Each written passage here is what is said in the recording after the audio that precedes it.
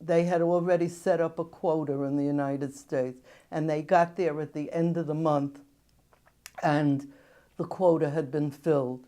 And somebody said, there's a ship there for South America.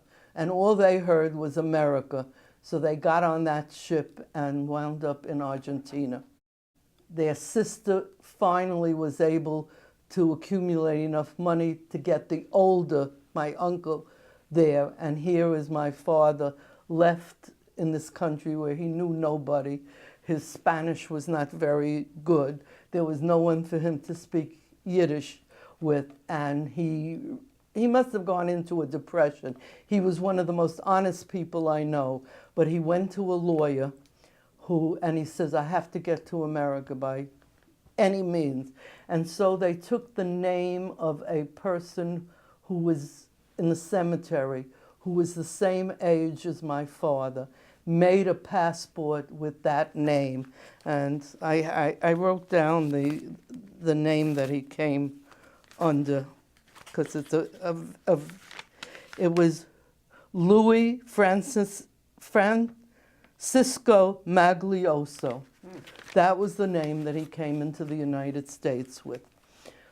He married my mother, he had that name. And my mother was very unhappy with that name. So they went to have the name changed. And my father was a very shy man. My mother was very intelligent and very vocal. And she said to the judge that she wanted him renamed Benjamin Schwartzman, which was his original name.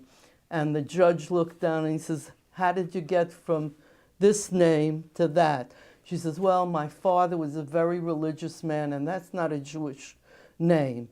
And Benjamin means son of Zion. His name was really Ben Sion. And he says, and look, he's got dark skin, and in Yiddish, dark or black is schwarz. So that's Schwarzman. And the judge sort of winked, you know, and I have the